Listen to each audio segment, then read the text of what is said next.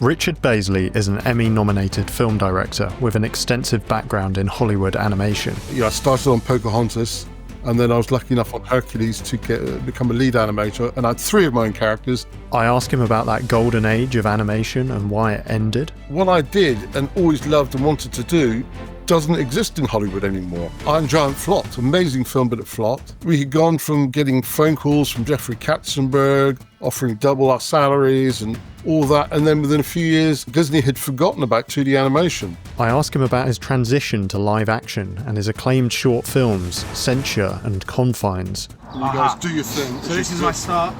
This is your start? Yeah. We also discuss what makes a good story and whether there's a deeper meaning to all of reality. And would you consider yourself spiritual at all, or I'm just kind of intrigued? That's interesting. I'm not a Christian, I'm not of any religious faith, but I'm certainly open to ideas and exploring what it's all about. I don't know if we'll ever know. It's almost like the Bible almost seems more believable than the science at times, it's so great. Welcome to my conversation with Richard Bazley. First of all, thank you for having me, because I've watched your channel, and I find it thoroughly enjoyable. They're really good, great in-depth analysis of films, far better than I can do. I think they're terrific. Oh, that's very kind of you. Oh, it means a lot coming from you. Thanks a lot, Richard. Yeah. No problem. So, Richard, you're an Emmy-nominated film director. Yes. You have an extensive background in animation. I've just been going through your IMDb, and it's quite a lineup. I mean, you were involved in animating Hercules, a Disney film, The Iron Giant, which is one of my absolute childhood favourites. The Illusionist as well. I was a big fan of that film. That's right. Probably the last film I properly animated on, because as you know, Hollywood animation died after Toy Story, after having an amazing run there and having the time of my life. Being at Disney, it was almost like being at art school and university again, because we would have classes, we would have lectures on acting, improv, lectures on storytelling. Chris Vogler, who wrote Hero's Journey, would come in. The best life drawing tutors you can imagine, Steve Houston, a whole host of others, free at lunchtime. So it was a golden age. It's not like it now, but it was a golden age to be there in the 10-year slot that roughly I was there. And obviously, I started on Pocahontas, and then I was lucky enough on Hercules to become a lead animator, and I had 3 of my own characters, Amphitryon, Alcmene, and Demetrius. And I'll tell you a quick story, because I'm very proud of it. I was involved in, Gerald Scarfe was involved in design, but we kind of designed our own characters and he tweaked them to his style. And Amphitryon, my parents came over to visit Disney, and he looked at some drawings on the wall, and he said, "My goodness, that's me." And I said, "You're right, because as an artist, you naturally draw things that come from your own life experiences. And as a boy, I drew them all the time. And I didn't draw my mum because she didn't want me drawing her with a big nose. so well, she has one, but you can caricature your dad with no offense. So and that obviously fed through to the character. So he's passed away now, but I've immortalized him in a Disney film. That's him. That is very cool. You obviously have this incredible background in doing animation. Yeah. And then you've kind of stepped into doing some live action short films. What motivated that decision, and have you found a lot of overlap between them? A few reasons. A big reason is that what I did and always loved and wanted to do doesn't exist in Hollywood anymore. As I say, when Toy Story came out, it was a bit after The Iron Giant, I think, or around the same time. Iron Giant flopped. Amazing film, but it flopped. And we had gone from getting phone calls from Jeffrey Katzenberg, offering double our salaries and all that. And then within a few years, Disney had forgotten about 2D animation. So a number of artists sort of reinvented themselves. I had to. The cleanup artists moved into different fields. Some animators went into storyboarding. Some went into CGI. I went into CGI for a little bit, for a while, but it never floated my boat the same way because you have so many artists involved in the process before it gets on the screen. Whereas an animator, your drawings, you have a cleanup artist, but it's pretty close to what you do that's on the screen. So I felt very removed with CGI. It was very different to Disney, where I they gave you ownership of the characters. John Musker and Ron Clements would give you a lot of freedom. And in fact, I used some live action reference, not for Demetrius, but for the Earth parents. And they did maybe 20 minutes for the audition, but then they left and said, right, up to you. And they left. So I got experience of directing the live action auditions for the performances that we could use as reference. So that was a great hands-on experience. And what's interesting is that the number of animators that have come, famous directors that have come from an animation background. So as you know, I worked with Brad Bird on The Iron Giant, and he went on to do Mission Impossible and Tomorrowland. Tim Burton was a Disney animator. He used to sleep under his desk during Fox and the Hound because he got depressed drawing cute foxes. Disney didn't know what to do with him. Right. So he had at that time Nightmare Before Christmas. They weren't interested. It was too dark for them. So he had to leave, and he became a huge name. And then later on, I think they hired him to do Nightmare Before Christmas. And there's others. So there's a lot of translatable skills. So I was able to observe this and watch this. And as 2D animation was kind of collapsing, and back in England, there isn't the demand. I directed a couple commercials, one for Sky, and dare I say, a Go Compare commercial. Oh, amazing. They're pretty iconic. You can leave that in for fun. And they were good money, but it's not enough. It's after doing big Disney films, it's not satisfying. And there was the other thing. I moved back to England for family reasons. My parents were older. My wife wanted to come back. And so I went back and forth for 20 years I did direct Lost Treasure Hunt, which was done through a producer at Sony, Matt Davis, who created the show. It's a long story, but it landed on my lap when I was storyboarding it, and we needed to take it somewhere, so we took it to GoSpot in San Francisco. So it was this small indie project, and we ended up getting 2 Emmy nominations for it. So I was delighted for that. So I'm storyboarding it and working it out, and what's interesting is all the storyboarding skills translate to live action. But in animation, you actually storyboard things much, much more than you do in live action. It's more because especially with TV stuff, not so much at Disney, but with TV stuff, when I was working at Rough Draft, they have a studio in Korea, and they also do Futurama and Simpsons over there. So we did a show, and I directed 2 episodes. So you have to do these extensive boards, which you send away, so you don't even meet the animators. They're abroad in another country. Whereas at Disney, the storyboard artists, the directors, everyone's in the same spot, so it's easier. But that's done for TV because it's more economical. But I could still use those stories, all those storytelling skills that I got from boarding, the classes I had at Disney, plus what people don't realize, they say animator, they think you just draw. Drawing's only part of it. You're a performer. I was an actor, but with a pencil. So the great thing was, I remember doing some acting at school, and I was dreadful. And I remember doing Shakespeare. We went around the room, and some of the girls were fantastic, and I would mumble these words. But I found as an animator, I could be anyone, and I was free to be any character. So that was very liberating. But I could still use those skills, which I've now been able to apply in my own films, Censure and Confines. So there is a video online where I talk about some of the ideas and influences in animation, and one of them is called business. In animation, they do a lot more personality stuff. You take a basic story, but the storyboard artist will expand much more than the script than they do in live action. So they create business and performances, which is what they did on Jungle Book, when you have a dance sequence, with Baloo the bear, when he's singing Bare Necessities. There's whole little scenarios that wouldn't be scripted, where the board artist would say, oh, look, he's being a bit careless, he lifts a rock, and he's getting ants out, and then Mowgli crawls under the rock, he drops the rock, and he just gets out in time. So it's all boarding and timing. All that stuff I learned, and I could bring into my own films. So I talk to my actors quite often beforehand, because I like to brief them heavily beforehand and try and give them as much freedom as possible on the shoot. I talked to Tom Conti, who's also in Censure, as a voice of the father. I said, Richard, give actors freedom.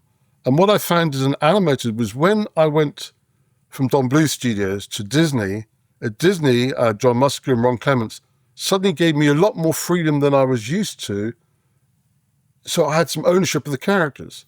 And it creates a real believability and a passion, So if you're on a shoot, you can ask an actor to do certain things or block it out. But I never want to tell them exactly, you must do this, you must do that. I will entice or encourage or suggest. And that's my preference. So I think it gets a better performance than really hammering down on them. So you'll notice in Confines, by the way, Neil Basson is a long-term collaborator, screenwriter who wrote both scripts. So without his input, we couldn't have made these films. So I'm giving a shout out to Neil. He's a fabulous writer. So what we did on Confines, though, it was a monologue. So I had to add all these other things of interest, because otherwise it's just a guy trapped in this room.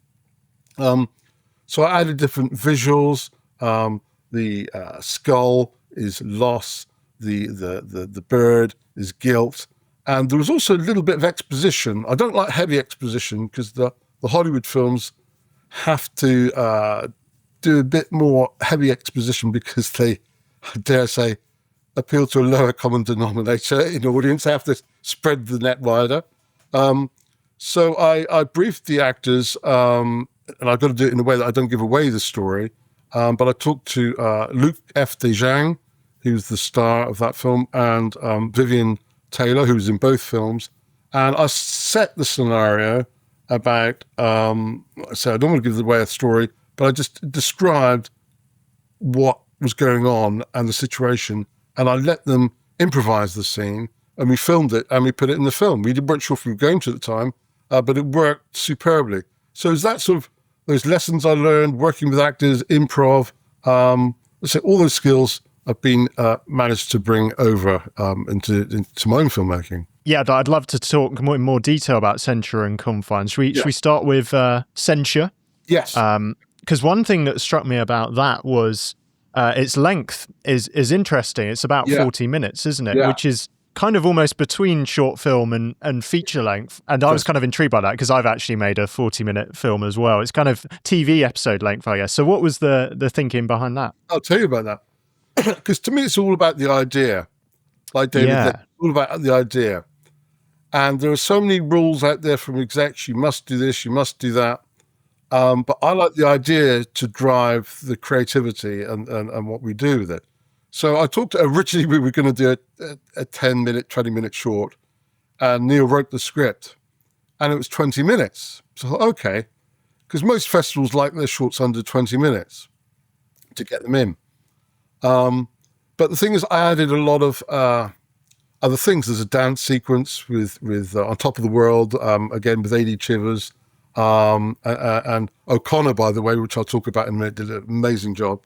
And it was just, it felt as I read the script that we needed to expand it visually. So I added other visual elements and other atmospheric ideas.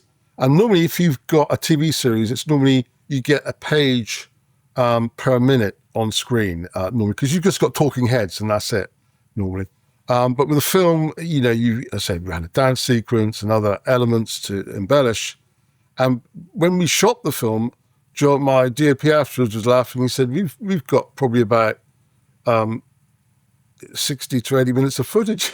So it actually wasn't quite enough for a feature. So I'm like, well, let's just cut it to what feels right. So we cut it. I said, well, let's try and get it under 40 because that is the break-off point for shorts. So we got it to just under 39 minutes.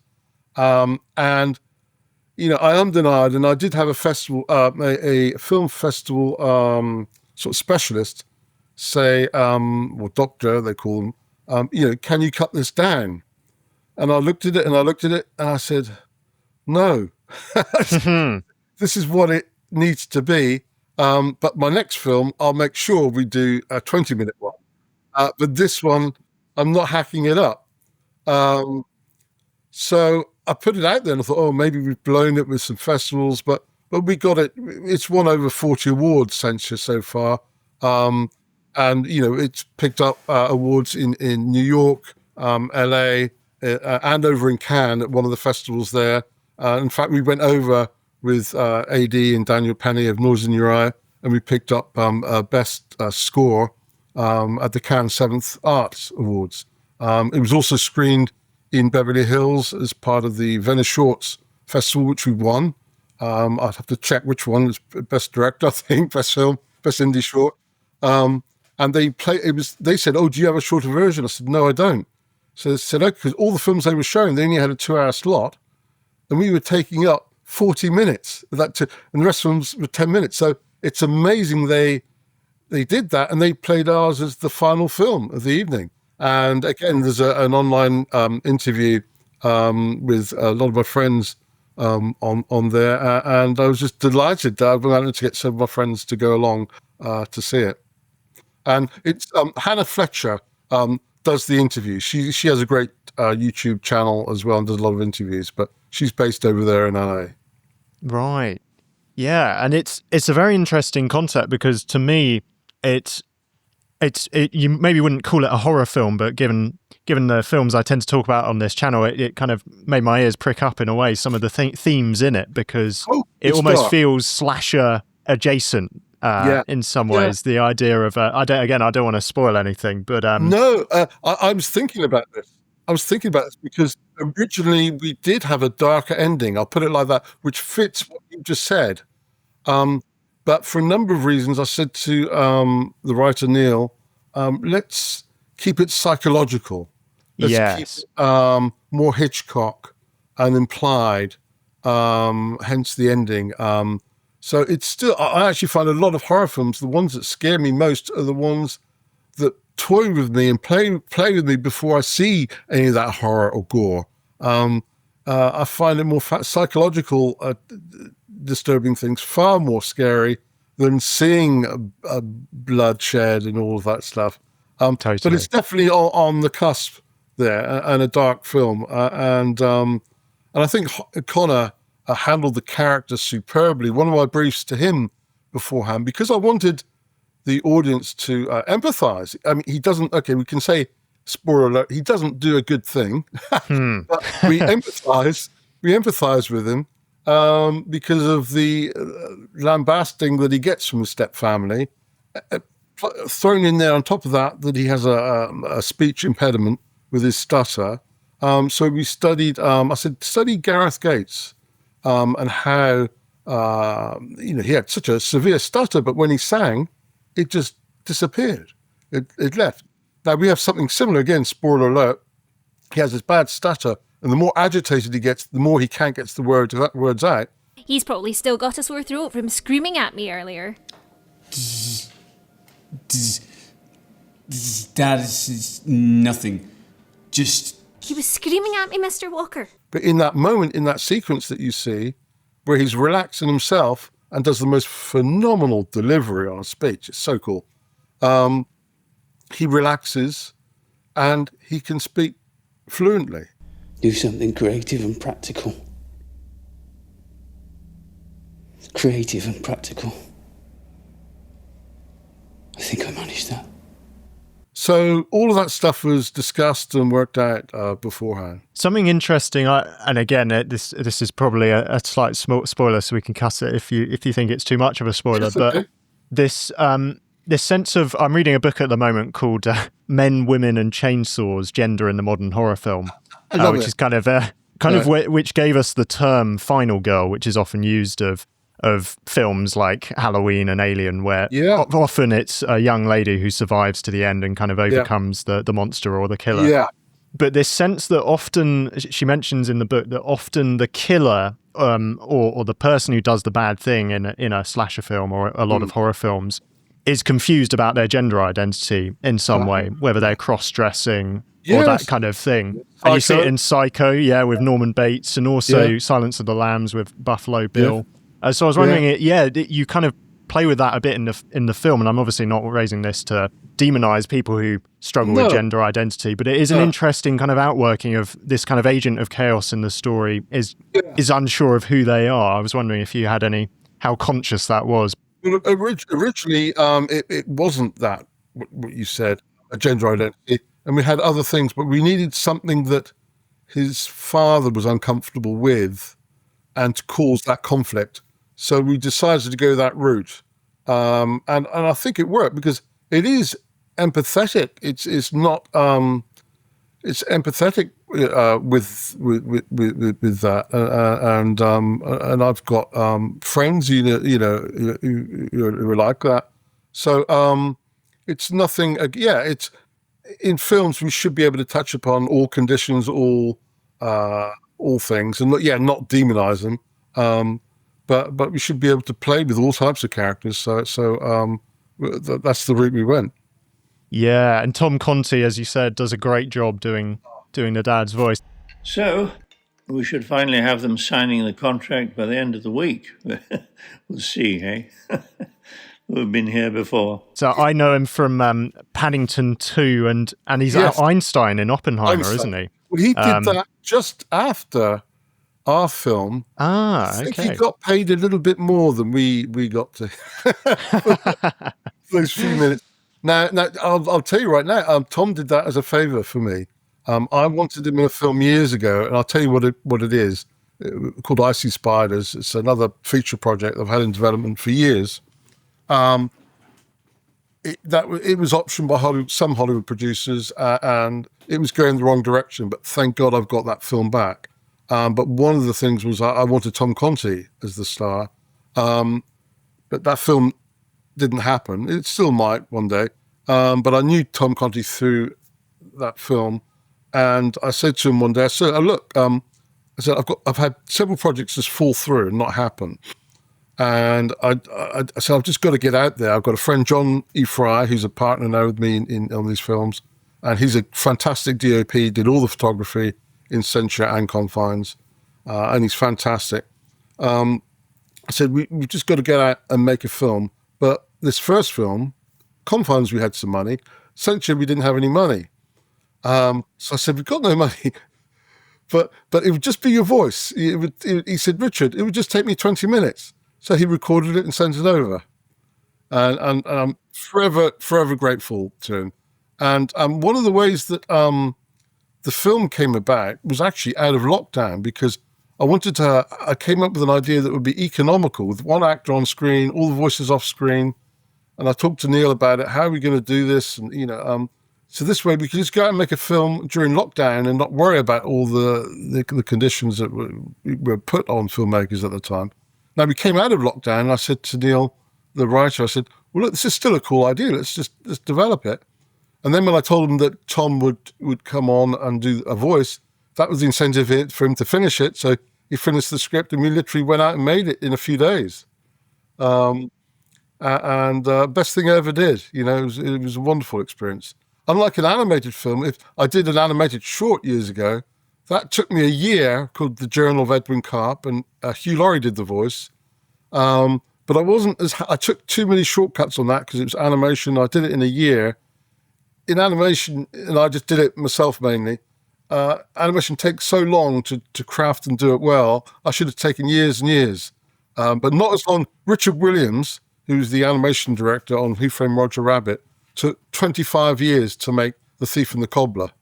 25 years. He spent all his money, he did commercials, all his money making this film. And then Warner Brothers came along and said, we'll give you $3 million to finish it by this date.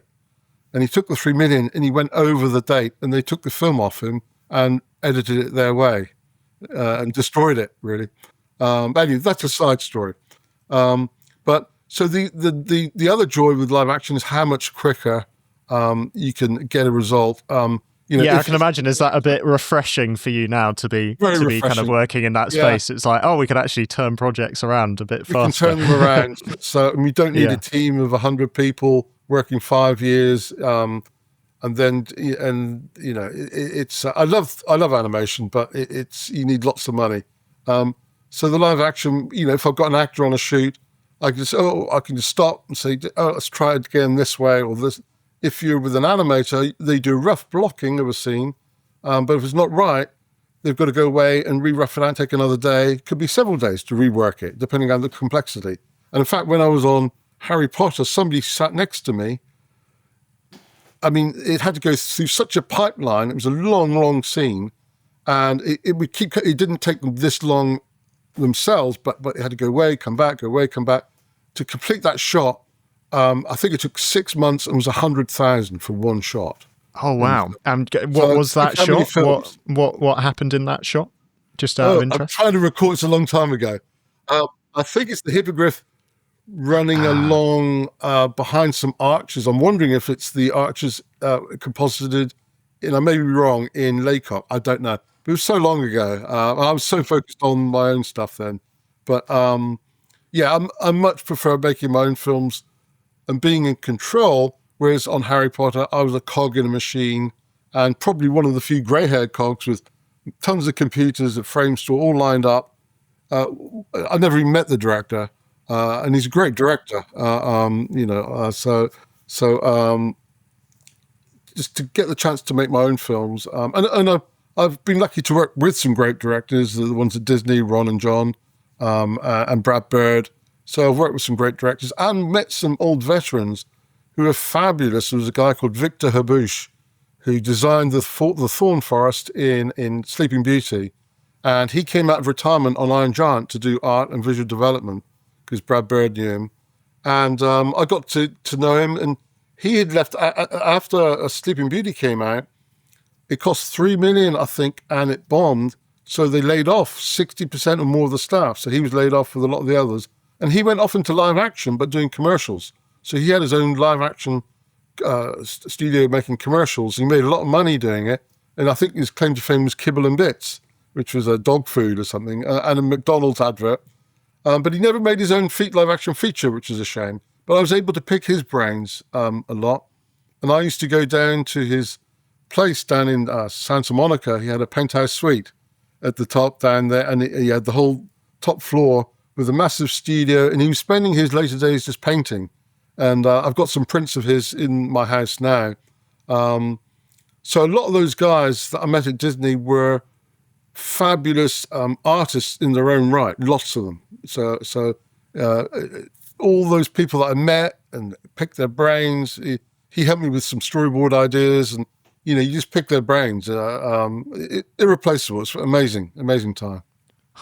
Yeah, so much of it is about networking, I guess, isn't it? And just meeting people, sharing ideas, and hugely networking. I was lucky enough to be in LA for 7 years and then going back and forth. So I've got some very dear friends who are big producers.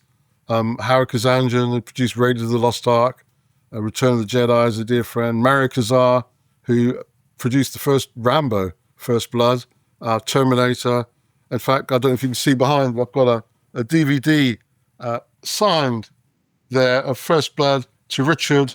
Love and friendship forever, your friend Mario Kazar. Oh, wow. How cool is that? That's very I'm cool. a fanboy too, as well as making films, I'm a fan, Yeah.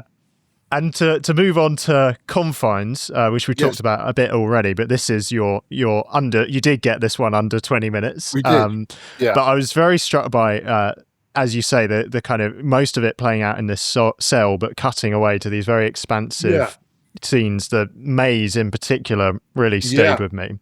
But interesting that two of the characters in this guy's life who are very close to him are called Faith and Hope, which is kind of interesting. It gets me thinking about 1 Corinthians 13, faith, hope, and love. The greatest of these is love. I don't know if that was a conscious reference at all, but what were you kind of trying to do with that film, would you say? I mean, Neil came up with a lot of cool, the writer, a lot of the great ideas, Neil Basson. And I was, and Luc, the main actor, Luc Desjang, came up with the funds to make the film, and he's the star in the film. And there were limited funds, so I said, well, we're going to have to do this kind of cheaply, but let's make it look more expensive. I said, how about, I had this idea about being trapped in your own head and not being able to get out, something I related to. There's this blind house, literally just 50 yards up from my house, where they used to lock the drunks and troublemakers in for the night. And I think it's before there were police. They would lock them in there if they're drunk for the night. And I often popped in there and looked, and there's this grill at the back with this light shining through. And I pictured this guy sitting on the bench in there with the light streaming through, going through this sort of cathartic exercise and exercising his demons because he's beating himself up again and again and again. And Neil, I briefed him, wrote the most incredible script that's almost Shakespearean, which is why I'm very much a visual director towards Ridley Scott rather than Mike Leigh or Ken Loach, who I love. I love all that stuff. But probably because of my animation background, I'm very visual. So Neil can write stuff, the wording that I couldn't write. It's so well written. I searched for the same wonder that seemed to infuse every child around me. But my thoughts were forever tinged with a darkness that bled in from the edges. I spent my days in the confines of my own mind. My self-made prison. Well, Bill, don't you think? I travelled from child to man, carrying the weight of my heavy companion as a constant. And I knew Luke would deliver on the performance on that. So we went up there and filmed it, and we did have the cliff sequence in the script. And I was thinking, holy moly, how are we going to film that? I was thinking of Dover. How are we going to film them up on the cliffs there? And then Cheddar Gorge popped into my mind. And I thought, oh my God, it's an idea. They've got cliffs, they've got all sorts. So obviously when you see him an upshot of the cliff, it's actually an outcrop that's big, but it's not a cliff, so it's not dangerous. And, you know, we shoot from behind on the cliff. There is a fun making of video where we I discuss walking up because they all got there before me. It's a long walk up. But anyway, I got there and we filmed it, and they were back from the edge enough by using the camera to make it look like they were near the edge. But I still felt comfortable standing a lot further back and directing from afar. So we had all these elements. So then I added some other elements. The skull for loss, the crow for guilt. These are sort of visual metaphors. And there was something else I wanted to add, a bit more visual stuff, so that we're just not in there all the time. So I'd seen a documentary called Stutz with Jonah Hill, where he talks to his therapist, who's called Stutz, and he interviews his therapist. It's the other way around. And it was interesting because this therapist has Parkinson's, and he does these little wobbly drawings, and they're little diagrams to give to the actor to help him get through his issues. And one of them was he drew this little maze. And he said, this is the thing, we all get stuck in this maze and we go round and round. And he drew a line right past. And he said, you have to just go past. And it's a very simple diagram, but it works. If you remind yourself, you just got to move on with these little visual ideas. So when I saw that, I called Neil and said, let's add a maze. Let's add a maze to it. And I said, so I briefed him, the actor. I said, look, when you rush up to the wall, just hold it there, and then we're going to match cut you to a maze, which we shot in called the Amazing Hedge Puzzle in Ross-on-Wye, about an hour and a half from here. So in that, he rushes up to the hedge, and we just quickly cross dissolve to his new position, and it looks like he's suddenly in the hedge, and he rushes up around the maze. Well, you've gone to the wall in the blind house. You've gone like this, you're pushing it, and we just suddenly will cut back, and you will see that it's a hedge. I got you. So then you've got to dash off and around and do I'll let you and John, you guys do your thing. So this is my starts. This is your start. Yeah. And looking towards camera, and we'll have in the blind house looking towards camera right. So camera's up and bang into the wall. And what's fun was I briefed them and we stepped through it, and then I went up to a viewing platform up above and directed from up there. And at the end of it, he collapses and screams his head off. And it sounds like somebody's being murdered. And so a dog walker had walked past and looked in and said, what on earth is going on here? And it was a very funny situation. That would have been a nice behind the scenes take just to have got that dog walk out. I think it freaked the dog out. But you'll see it in the scene. He collapses. He's gone through this breakdown, and then I won't give any more away of the story there. But it's a very powerful piece, and again, on limited means, but bigger budget doesn't always mean better or more money. Which is interesting because I was just going to mention your review of Mickey 17, which I thought was really interesting, with the Korean director, because I love Parasite, and I loved Snowpiercer. I enjoyed Mickey 17, but it didn't do it for me in the same way the other films. And I thought, well, it just shows you more money doesn't mean better. Yes. So I think I agree with you on that, actually. It doesn't doesn't quite have the punch of his previous films, does it? No, and you look at Guillermo del Toro with his Pan's Labyrinth and his beautiful independent films or smaller films, and then when he did Pacific Rim with more money, I thought, no. But the problem is you get more voices and more people, and one of the things is I'm having the time of my life on Censure and Confines, even though there's hardly any money. Because if we do get one of the bigger films going, there will be more voices to accommodate if somebody's putting money in and this, that. So you have to play the politics and work through it. Obviously, the bigger you get, like Ridley Scott, the more you can call the shots. Whereas it'll be interesting to see what happened to the director of The Joker, which was a fabulous film. He was given so much freedom on Joker 2 with the musical that flopped, I guess. Whether he'll get that again, but he got that moment of freedom there to do what he wanted. But that's what it's about, filmmaking. Telling your story, your way. At Disney, the only directors that really got their own identity were John Musker and Ron Clements, who were there during Basil of Baker Street, Little Mermaid, Hercules, Aladdin.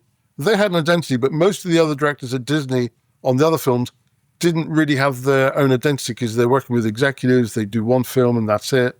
So if I'd wanted to direct at Disney, I would have to switch to the story department and been there for years, and they would have like 100 people waiting, lining up to direct. Far better to do it this way. Small steps, And when you're deciding like a story, what are you looking for in a story when you're like, I want to make that into a film? Like, what is it that kind of, maybe it's hard to pin down in a way, but what is it that you look for in a good story? An idea that excites me, that I want to make. I mean, Censure and Confines obviously both deal with mental health issues for men, so maybe I relate to that. So there's a lot of things in there. So. Ideas. I love. I love David Lynch films. I don't understand them all. Me neither. Well, I'd love to. After this, I'll pick your brains because I want to try. I think you could figure them out better than me, actually. So I love Mulholland Drive. I kind of twigged it afterwards, but Inland Empire, I still can't get my head around. But I love him as a director because he's free and he would do it his way, and he has an identity. Same with Sean Baker, who just did Honora. I actually thoroughly enjoyed Honora. And I loved, was it the film Tangerine that he did on Santa Monica Boulevard? That small independent film. Florida Project as well. Sorry?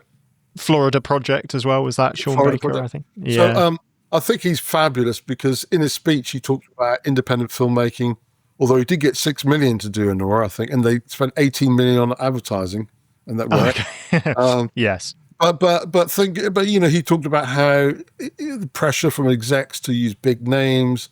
As you probably saw, I also teamed up with Gary Kurtz, the producer of Crystal, Star Wars, and we were partners in GBK Hybrid for years and still have a project out there.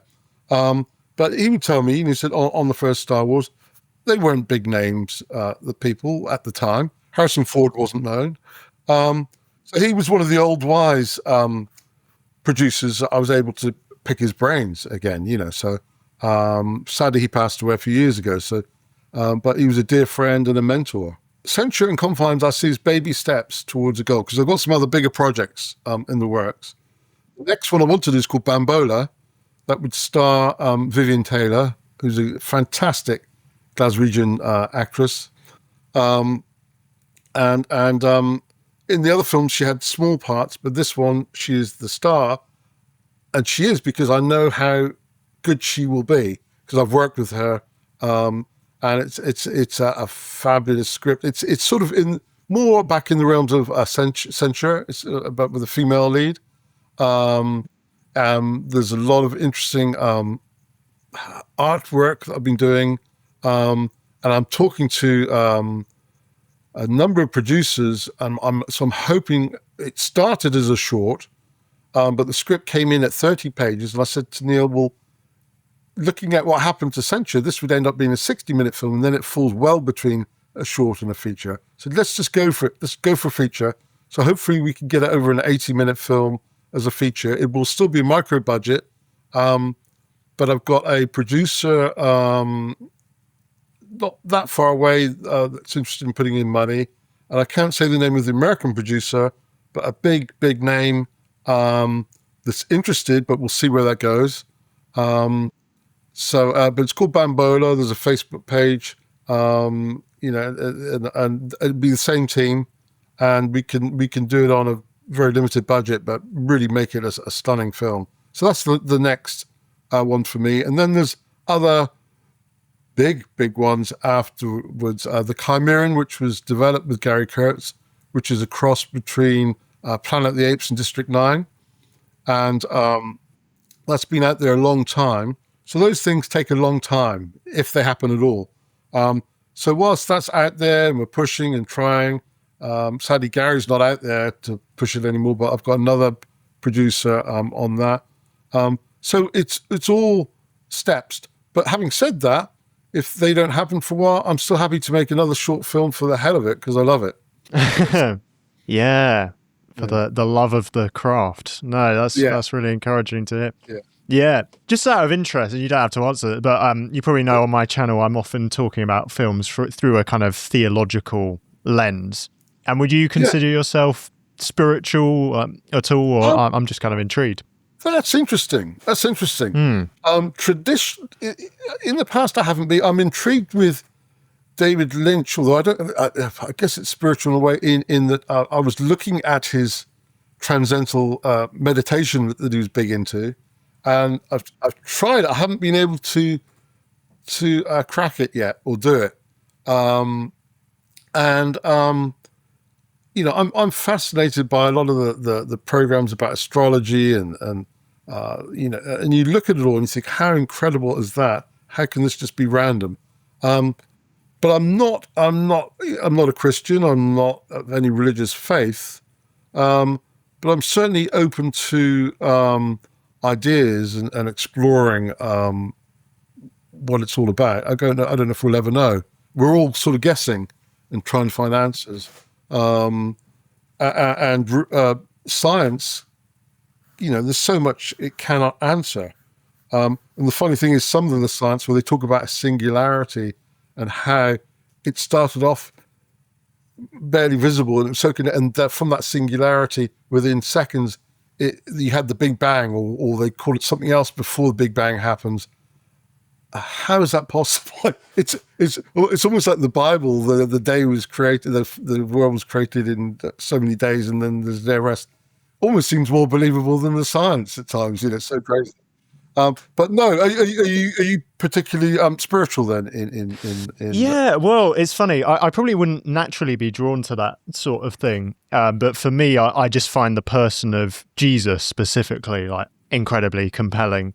It is. The fact that he's this kind of, he claims to be God, and yet he's nailed to a piece of wood and is kind of bleeding and praying for his enemies, and that's the means by which he saves the world. And I think so many of the stories that resonate with me are kind of doing that death and resurrection shape, the kind of the hero who... How do the slasher movies fit into that? That's a very good question, actually. Yeah, well, going back to the thing you were talking about so you do your film Censure from the perspective of the guy who's kind of holding the knife in a way, which is certainly interesting psychologically. And when you look at the cross, you have this Roman centurion driving a spear into Jesus, and I think a Roman would look at that image and identify with the centurion, the ones holding the power, and they would look at the person on the cross and say, that's a criminal, that's a person who needs to be killed by the state. Whereas now we look at that image and we identify the victim, the one on the cross, as the one who is sacred because of the impact that Christianity has had. And I think now a lot of the time slashers actually tell the story from the victim's perspective, and they want us to identify with, they want us to fear what the victim is fearing. So it's definitely controversial for a Christian to be into horror films. What's interesting is obviously the things that we all find abhorrent, Nazism, all that. But what's interesting is American History X. I remember watching American History X, and there's this right-wing, vile human being, and he does something that's so appalling in it. But what's incredible is that the director, by the end of the film, gets you to empathize with this guy. So that's a sign of an amazing director, amazing filmmaker, that they put you in the head of these, or even the Joker. Like what he does is horrible at the end, but you're kind of like in his head thinking, well, I get it. And it's kind of scary that those filmmakers can make you feel like that. They take you on that journey, Yeah, and I think there's a kind of double thing going on when you're watching something like Joker, because on the one hand, you're repulsed by what he's doing, but maybe an even more uncomfortable aspect of it, especially when it's told in his shoes a little bit, is you kind of identify a slight sense of that darkness within yourself. That's right. And it's confronting, isn't it? Well, this is what maybe the thing is in our head, as a baby, when you grow up, all these facets of the human being are capable of going in different directions depending on your life experiences. Some of these villains, were they abused? What happened to them? Were they treated so badly that so maybe people have all these things directions they could have gone in, but we all aim towards good. But there's still those elements that think, oh my God, the wrong choices could have gone the other way. And you see people that turn their lives around. Boxers find their sport, and suddenly they stop crime and they find a way forward. So I suppose going back to stories are a great way of finding a meaning to life. When an audience sits in a theatre, we're trying to make sense of all this noise and stuff going on, and films are a way of taking us down different journeys and making us think about things. And those are the kind of films. I mean, once in a while, I enjoy just a romp or an action adventure film, but I do enjoy the films that make you think afterwards or make you move. And one, I wish I could remember the director's name. You'll know him. The film that just came out, The Girl with the Needle. Okay. Yeah. Oh my God. Absolutely incredible. Black and white film. It's grim but beautiful, if that makes sense. And you're taking on this journey with this girl where a lot of things go wrong with her life again and again. And it's just, I don't know how many awards. I would have given that more awards than Nora. And I think it's a Danish director, and it's in Danish, and it's Danish, Polish, and Swedish backed. Just a phenomenal film, and I watch a film like that, I think, yes, that's, and it's subtitles, so I always find subtitles films take me a little bit longer to get into because but once you get into the film, you don't mind reading it, the subtitles. Thoroughly fantastic film. Yeah, that's really interesting. I'll have to check that out, actually. I haven't seen you that. like it's very dark. Very dark. Yeah, and I think that's what I appreciate about horror, but also, other genres of film that deal with the darkness in the world. I should say there are definitely films I wouldn't want to watch. There's definitely ways you can kind of engage with these themes in ways that are exploitative or unhelpful. Horror films like Hostel, I struggle a little bit. Oh, yeah. Yeah, the kind of torture core. There's a few of those, strand. and you think, and the studios seem to jump on those. They seem to get a guaranteed audience. But again, I prefer, whereas Guillermo del Toro will do a horror in a beautiful way, with a beautiful storytelling, Yeah, and I think horror at its best is kind of naming the kind of reality of darkness in the world, and it's confronting, and sometimes horror films even offer the kind of possibility of deliverance, that maybe somehow the monster can be overcome. And what I really love about what you do in Confines is there is that kind of light at the end, isn't there? You plumb the deep depths, but then there's a sense of hope. There's literally a light at the end of the tunnel on that one. Censure is darker, and Confines has, it's dark, but there's something there, and I leave it implied. I won't give away the ending, but I leave what happens after implied, which I tend to prefer. One of my favorite directors is Ridley Scott. I know some people criticize him because of story, but when he gets it right, it's just beautiful. And the original Gladiator, not the new one, there's a scene in there, and they were struggling with the story. And there's a scene where Joaquin Phoenix's character, you can see him, he wants to be loved by his father, and his father doesn't love him, and he's behind the Russell Crowe character. That's his favorite, and he's desperate for love. And he's desperate for it, and he does all these things to try and get his attention. And what he does in the end, he grabs him and he hugs him, but he hugs him to death and suffocates him. He hugs him and hugs him. And I thought, what an incredible piece of storytelling by the writer who added that. I thought it was stunning filmmaking. Now, going back to animation, my animation background, because I've done animation and worked in CGI, I can spot good CGI and bad CGI. And CGI can be done at hundreds of studios around the world and thrown in. And depends on so many things. So I was a bit disappointed in the new Gladiator. There's a sequence where these baboons attack the leading character. And it became more like an X-Men movie with all it didn't look great. They spent a lot of money on it. They didn't look believable, the baboons. They were rendered, but it's an incredibly difficult thing to do. So sometimes, if it's possible, I actually prefer visual effects that are done on the spot, physical special effects, as opposed to CGI. There's lots of places to use good CGI, but I saw a scene once, and it sounds awful, but it was a crocodile underwater with a man fighting, and you saw it on screen. So, wow, that's incredible. But it was actually a puppet with a man with a hand up on a prosthetic puppet struggling. But because of the way it was shot and it was fast and lots of bubbles, it looked real. Whereas if it had been CGI, they would have probably shown more of it, and you'd think, oh, that doesn't feel real. And it's interesting that Ridley Scott talks about in Napoleon how they used more physical effects and explosions rather than CGI because he felt it felt more real, which is why I was a bit confused as to why he did the baboons that way. I don't know if there's any other way around it, because if you had real baboons, you can't control them. So it's a tricky one. It's a really tricky one. And what is amazing is Alien was a man in a suit. And that could have looked awful. It could have looked like, the Godzilla movies, which are fun, but it's a man in a suit. But you never watch the original and think, oh, that's a man in a suit, because of the photography and the way he shot it, and he didn't give too much away or shoot full figure that much.